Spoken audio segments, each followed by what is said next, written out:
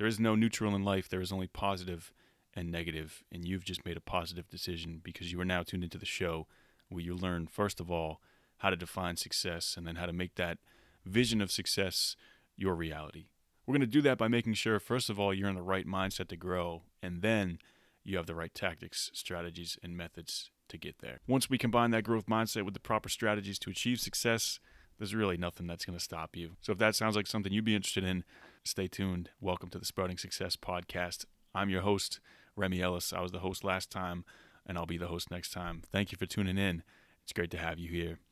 Before we get into today's topic and show, I briefly just wanted to ask anyone that's listening right now to go leave a rating and review of the show on Spotify, on Apple Podcasts, wherever you're listening. Please go leave this show a review and rating. That helps us in the category ranking in the algorithm. That helps more people like you find the show. So I appreciate your continued support. Let's keep this thing going. And in the big picture, we're really just getting started. Today's topic: how to accept the past. Yes, how to accept the past. In preparation for today's show, I went ahead and looked up the word acceptance. And for today's purpose, I'm defining acceptance as agreement with or belief in an idea, opinion, or explanation. Also, a willingness to tolerate a difficult or unpleasant situation. I'm going to say that again. Acceptance is defined as agreement with or belief in an idea, opinion, or explanation. Also, a willingness to tolerate a difficult or unpleasant situation. With that definition set, and before we get too far into the topic, I wanted to remind everybody that back in episode 17 of this show, we talked about mental health, self-image, and finding yourself. And one of the things I mentioned in that episode was how even if we wanted to, even if it was our deepest desire, we wouldn't be able to carry all of the past with us and live here in the present as well. There's no way that can happen. In that episode, we talked about how although we all have a tremendous connection with our past and with our story, how we came to be, we don't exist there. We exist in the present moment. I wanted to preface today's points with that idea. And if you haven't listened to episode 17, I advise you do that either after the show, or you can pause this one, go listen to that one, and come back here. Let's get into it. Once again, today's topic: how to accept the past. Point number 1, understand the ink is dry. If you've ever signed a contract, maybe for a job, for an apartment lease, a loan, a business contract, you know they want your signature in ink. They want pen to paper, sign on the dotted line. Why? Because you can't take that back. Most people wouldn't accept that you sign their contract in pencil because pencil can be erased. Pen is looked at as permanent, more or less, and you can't erase or make changes once that ink is dry. Your past is the same as this dry ink on the contract. Once it's done, it's done. You can't erase or edit that. Part of acceptance is starting to realize that there's no going back.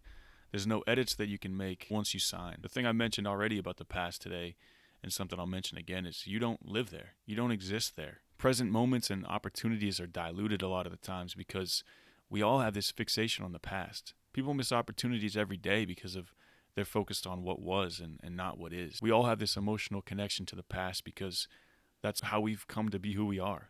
It's our experiences, our failures, our mistakes, our successes.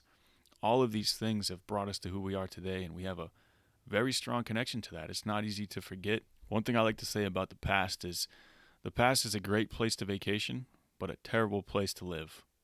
So memories, lessons, experiences, it's a great place to go briefly to relive a moment, remember something, increase your energy. But a lot of the times we revisit the past and we stay there.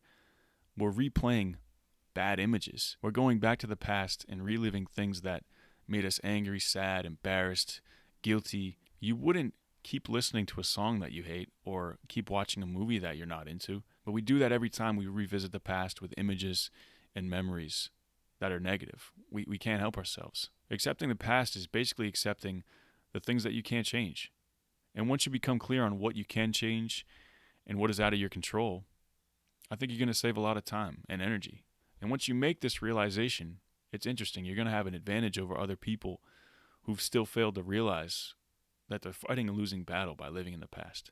Back to that definition of acceptance, a willingness to tolerate a difficult or unpleasant situation was included there.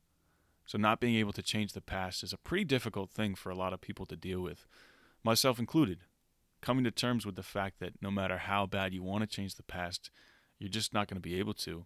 That's a major first step in acceptance. Point number 2, control what you can. No matter how powerful you become in life, no matter what level of success you achieve, no matter what heights you reach, you're never going to have full control over all the aspects of your life. It's impossible.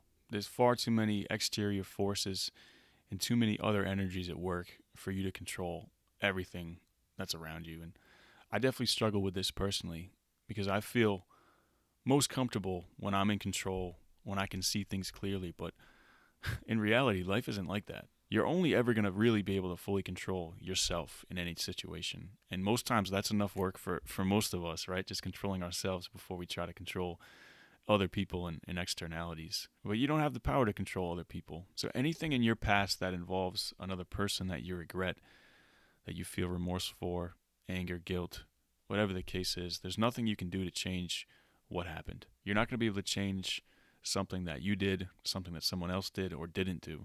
Understanding that you can't make a difference now, even if you tried, might help some people move towards acceptance. Controlling what you can includes emotions, actions, reactions, how you move throughout life. And that's a bigger topic I want to get into in this show, maybe in a future episode. How your approach to life and your mindset affects other things. In order to accept the past, you're going to also too have to acknowledge that there's things that you can't control. But let's not focus on those. Let's focus on what you can control and live there. Point number 3, once again, today's topic, how to accept the past.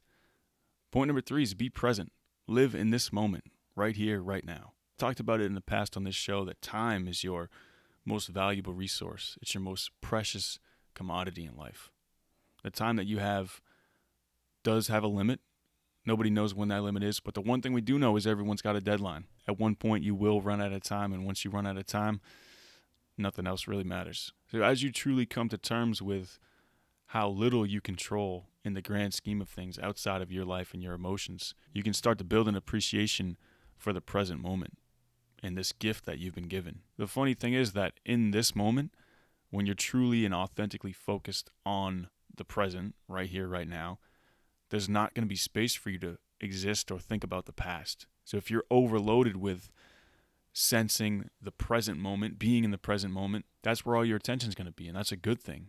You need to master the moment that you have right now. I think too often we live life thinking we have more time than we do, but it's events that bring us down to earth, center us, that ground us, hurt us, that gives us a true vision of how much time we have and we don't have. So master this present moment. That moves you towards accepting the past. Let's recap today's topic, which is how to accept the past. Point number 1, understand the ink is dry. Same way you sign a contract in pen, same way your past fate is sealed. Once the ink is dry, you can't make any edits, adjustments, or changes to it. Point number 2, control what you can. No matter how powerful you become, no matter how successful you become in life, you're never going to be able to control everything. And this is hard for a lot of people, myself included. So control your emotions, your actions, your reactions, how you move through life, and be very intentional with that, which fits nicely with point number 3, which is be present.